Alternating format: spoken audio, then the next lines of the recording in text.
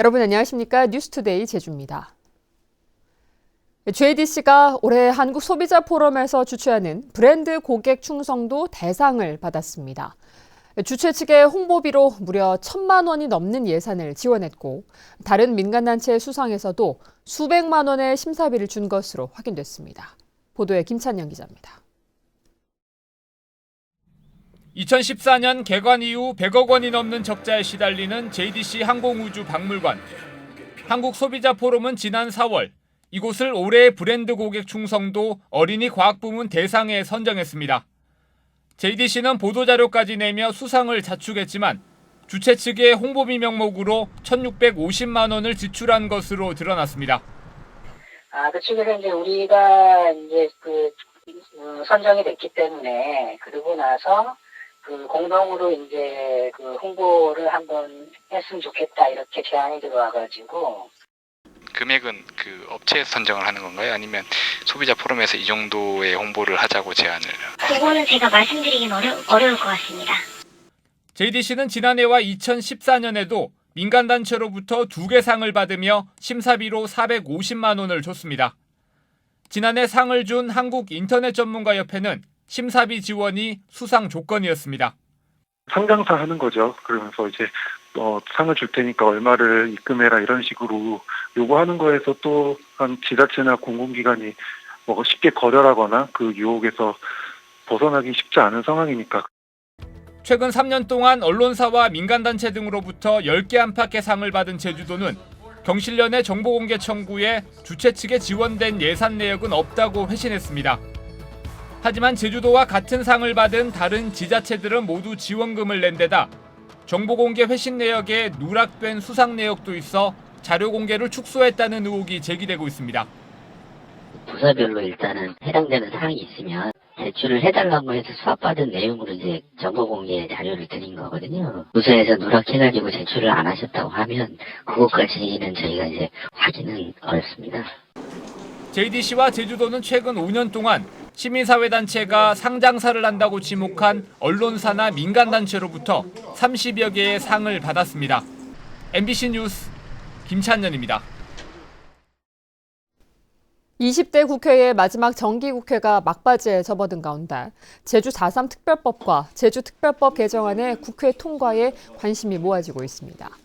국회 행정안전위원회 법안심사 소위는 오늘 14일과 19일, 20일, 21일 잇따라 회의를 열어 법안을 처리할 예정이지만 4.3 특별법 개정안은 아직까지 안건에 포함되지 않았습니다.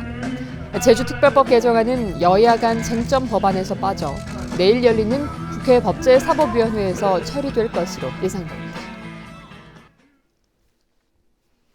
제주 지역 인구와 관광객이 급증하면서 난개발로 환경이 훼손된다는 논란이 끊이질 않고 있는데요. 제주도가 개발을 허가할 때 그만큼 자연을 복원하도록 의무화하는 환경자원총량제를 전국에서 처음으로 도입하기로 해 관심을 끌고 있습니다. 조인호 기자입니다. 지난 2002년 환경자원 총량제를 도입한 호주의 퀸즐랜드주. 개발을 허가할 때 야생 동식물의 숫자와 서식지 면적, 출생과 사망률 변화까지 조사해 복원 비용을 산출합니다. 최근 4년 동안 156군데 개발 사업에서 76억 원을 거둬 마라도 넓이의 10배가 넘는 숲을 복원했습니다. 제주도가 이 같은 제도를 도입하겠다며 도민 설명회를 열었습니다. 야생 동물과 지질, 경관과 수질 등 21개 환경 자원을 조사한 뒤 개발로 줄어든 총량만큼 복원시키거나 보상금을 물리겠다는 것입니다. 복원할 토지를 사전에 비축해 개발 이전에 미리 복원해두는 생태 계좌 제도를 만들고 핵심 지역 사유지는 사들여서 보존하겠다고 밝혔습니다. 우리가 자연으로부터 받는 혜택이 굉장히 많은데 그 받는 혜택을 제공하고 있는 자연적으로 핫스팟이 중요한 지역들을 총량적으로 관리하는 제도입니다. 시민들은 제도의 필요성에는 공감하면서도 실제 효과를 거두려면 풀어야 할 과제가 만만치 않다고 지적했습니다. 환경부에서 이런 법제화를 시켰다 해서 과연 국토부나 좀 더 힘이 센 부처에서 제주도에 이런 게 필요하다 했을 때 그거를 넘어서는 법이 되는지 생육하고 있는 그 동식물들이 매우 다른 상황을 나타낼 거라고 보여지는데, 이렇게 되면 지역 간 차이 같은 것들이 굉장히 불균형하게 총량제에서 나타날 것 같습니다. 제주도는 내년부터 환경자원총량제를 준비해 2022년에 도입한다는 계획이어서 난개발을 억제할 획기적인 전환점이 될 수 있을지 주목됩니다. MBC 뉴스 조은호입니다. 버스 준공영제의 방만한 운영을 막기 위해 재정 지원을 제한하는 조례안이 추진됩니다. 제주도가 오는 15일부터 열리는 도의회 정례회에 제출한 조례안에 따르면 3년 안에 3번 이상 부정행위로 재정 지원금이 환수되거나 감액된 업체는 준공영제에서 영구 또는 일정 기간 제외됩니다. 또 부당하게 받은 금액은 전액 환수하고 1년간 성과 이윤 지급 대상에서 제외되며 운수업체가 스스로 선정해온 감사는 도지사가 매년 공모로 선정하게 됩니다. 유네스코는 제주어를 소멸 직전에 아주 심각하게 위기에 처한 언어로 분류하고 있는데요. 제주어는 물론 다른 방언도 사정은 비슷합니다. 다양한 지역어를 보존하기 위해 국가 차원의 연구기관을 제주에 설립하자는 의견이 나와 관심을 끌고 있습니다. 오승철 기자의 보도입니다. 버스 정류장마다 정겨운 제주어 문구가 눈에 띕니다. 제주어를 소재로 한 문화상품이나 제주어를 쓰는 공연도 잇따르고 있습니다. 2007년 제주어 보존을 위한 조례가 제정되는 등 제주어를 지켜나가기 위한 변화의 조짐이 곳곳에서 감지되고 있지만 보전 체계를 갖추기 위해서는 국가적 지원이 불가피합니다. 이런 국가 차원에서 지역어를 활성화하는 사업들을 한다면 비단 이거는 제주어만이 아니라 전국 각지의 지역어를 살리고 지역 문화를 살리고 그 가치를 높이는 계기가 되리라고 생각합니다. 제주학 대회에서도 제주어와 같은 지역어 활성화가 화두였습니다. 지역어의 소멸은 문화 다양성을 해치는 만큼 제주에 국립방언연구원을 설립하고 각 지역에 분원을 두자는 주장이 제기됐습니다.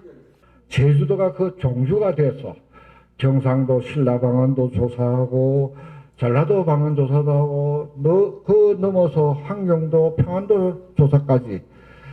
제주어는 독창적이고 이질적인 언어가 한 국가의 방언으로 편속되어가는 과정을 살펴볼 수 있다는 점에서 세계 무형유산 등재 요건을 갖췄다는 의견도 제기돼 관심을 끌었습니다. MBC 뉴스 오승철입니다. 오는 14일 실시되는 대학 수학능력시험에 제주 지역에서는 7,070명이 응시합니다. 이는 지난해보다 430명이 줄어든 것으로 재학생이 5,569명, 졸업생 1,352명, 검정고시 출신이 149명입니다. 시험은 도내 14개 고등학교에서 오전 8시 40분부터 오후 5시 40분까지 진행되며 예비 소집은 내일 오후 1시입니다. 수학을 앞둔 감귤 37톤을 몰래 훔쳐가는 사건이 발생했습니다. 한 해 땀 흘려 지은 농작물을 훔쳐 달아나는 파렴치들 때문에 농가들이 애를 태우고 있습니다. 박성동 기자입니다. 수확을 앞둔 감귤밭에 감귤이 절반도 남지 않았습니다. 급하게 열매를 따냈는지 가지마다 감귤 꼭지가 그대로 달렸고 바닥에는 껍질이 널려 있습니다. 감귤밭 주인이 다른 지방에 볼 일이 있어 보름여간 밭을 돌보지 못한 사이 감귤 37톤이 사라진 겁니다. 아직까지 그런 경우가 없었기 때문에 그래도 그 정도까지 하랴 공포심이 느껴지는 거예요. 나 밭에 오면서도 뭔가 누가 확 나타나가지고 뭔가 위협할 것 같은 느낌도 들고.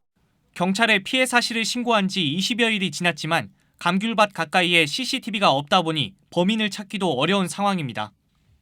이처럼 자주 관리가 되지 않고 인적이 드문 과수원은 절도 피해를 당할 우려가 높습니다. 최근 3년간 제주에서 발생한 농산물 절도 사건은 150건. 수확철 밭대기 거래처럼 속여 농산물을 대규모로 훔치거나 작업 중에 빼돌리는 경우도 잇따르고 있습니다. 하지만 CCTV가 있는 농로가 거의 없고 절도한 물건을 팔아버리면 증거도 찾기 어려워 검거율은 60%를 조금 넘는 데 그치고 있습니다. 마치 자기가 계약한 감귤 밭인 인부들에게 감귤을 수확토록 해서 피해가 약 1,000만 원 넘는 그런 사례도 차량 번호를 반드시 기록해 두셨다가 혹시 감귤 도난 피해를 입었을 경우에는 경찰에게 그 차량 번호를 알려주시면은. 한 해 땀 흘려 지은 농작물을 한순간에 가로채는 농작물 절도가 잇따르면서 경찰은 밭을 오랜 기간 돌보지 못할 경우 인근 파출소에 예약 순찰을 요청하거나 농산물 저장 창고 등에 경보기 등을 설치할 것을 당부했습니다. MBC 뉴스 박성동입니다.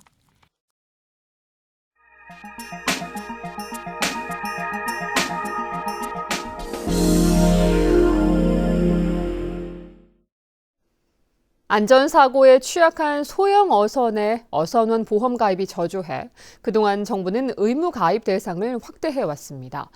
이에 따라 가입률이 점차 오르긴 했지만 최근 다시 내림세를 보이고 있어 대책 마련이 필요해 보입니다.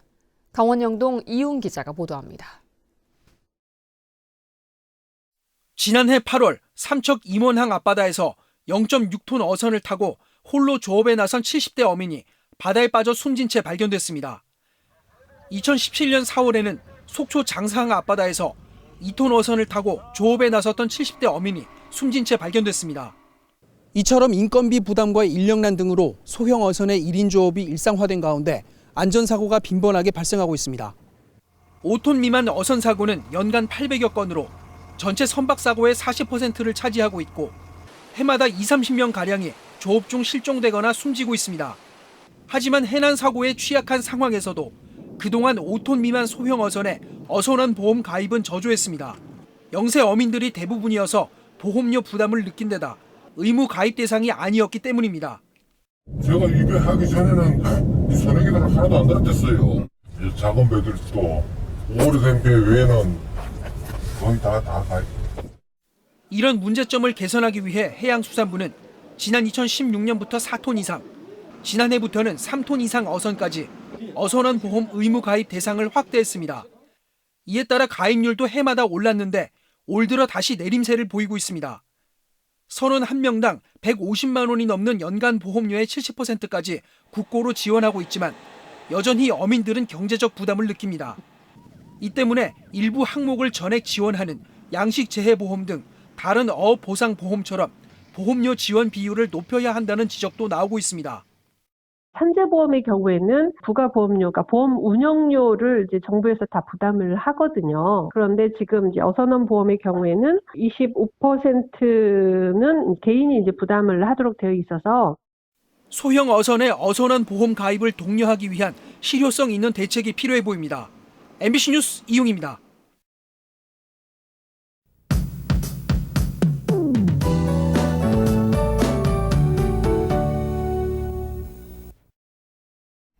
오늘은 완연한 늦가을 날씨를 보이겠습니다. 오전에는 맑다가 오후부터는 구름 많아지겠는데요. 어제에 이어 오늘도 제주도 산지에는 건조주의보가 발효 중입니다. 가을 산행하시는 분들은 불씨 관리 잘 해주셔야겠고요. 내일 밤부터는 남부를 제외한 제주도 전 지역에 바람이 강하게 불겠습니다. 바람이 매우 강하게 불 걸로 예상되는 만큼 시설물 안전 점검 잘 해주시기 바랍니다. 기온 변화가 큰 요즘입니다. 최저 기온이 오늘 13도에 그치겠고 낮 최고 기온도 19도에 머무르겠습니다. 수능일인 모레는 차고 건조한 공기가 남하하면서 기온이 뚝 떨어지겠는데요. 최저 기온이 12도, 낮 최고 기온이 13도로 입시 한파가 찾아오겠습니다. 수험생들은 날씨 정보를 꼼꼼히 확인해 주셔야겠습니다. 다음은 자세한 지역별 날씨입니다. 현재 기온 북부와 서부가 13도, 남부가 12도, 동부가 10도를 보이고 있습니다. 낮 최고 기온은 남부가 20도, 북부와 동부가 19도, 서부가 18도로 예상됩니다. 오늘 도서 지역은 구름 많은 가운데 우도엔 건조특보가 발효 중이고요. 현재 기온 14도 선에서 출발하고 있습니다. 바다의 물결은 제주도 남쪽 먼바다가 1에서 2m로 일겠고요. 내일 오후부터 모레까지 바람이 매우 강하게 불겠습니다. 항해나 조업하는 선박은 주의하시기 바랍니다. 오늘 아침 제주공항은 구름만 조금 낀 가운데 항공편은 정상 운항되고 있습니다. 주간 날씨입니다. 금요일에는 최저 기온이 한 자릿수까지 뚝 떨어지겠고 주말에는 다시 기온을 회복하겠습니다. 날씨였습니다. 제주지방법원 제2민사부는 서귀포 크루즈터미널 공사업체가 강정 주민들의 반대 활동으로 공사가 지연됐다며 제주도를 상대로 제기한 보상금 청구 소송에서 제주도는 시행 권한이 없다며 기각했습니다. A건설사 등 5개 업체는 2014년 공사 계약을 체결했지만 주민 갈등으로 제주도가 공사 중지 명령을 내리는 등 400일 넘게 공사가 늦어지자 지난해 8월 보상금 청구 소송을 제기했습니다.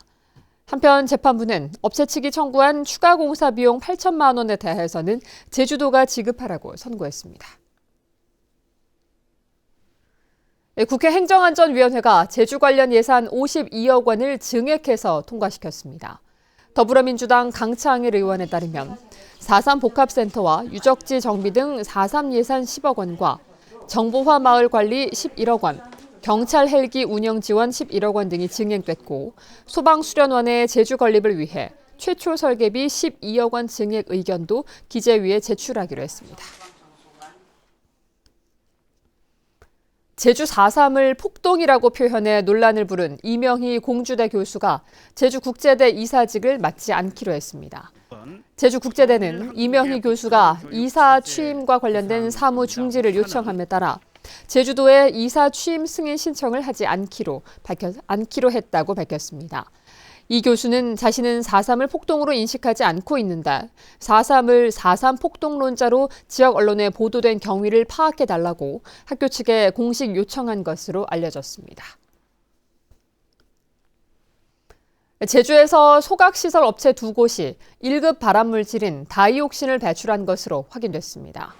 더불어민주당 신창현 의원실에 따르면 환경부가 2016년부터 지난해까지 다이옥신 배출 시설을 지도 점검한 결과 제주 지역의 경우 사업장 2곳에서 다이옥신 배출 허용 기준을 초과했습니다. 다이옥신은 대표적인 환경 호르몬으로 자연계에 한번 생성되면 잘 분해되지 않아 토양 등에 축적되기 쉽고 동식물의 체내에 유입되면 신경손을 초래하기도 합니다. 제주시가 제주시민회관을 복합문화시설로 조성하는 사업을 추진 중인 가운데 사업비를 지방비로 충당하기로 해 재정 부담이 가중될 전망입니다. 제주시는 제주시민회관 복합문화시설 조성에 필요한 예산 326억 원을 지방비로 조달하기 위한 공유재산관리계획안을 제주도 의회에 제출했습니다. 제주시는 실시 설계 예산 16억 원을 내년에 편성하고 2021년부터 3년 동안 310억 원의 공사비를 투입하는데 공사비의 절반인 155억 원은 지방채 발행으로 충당하기로 했습니다.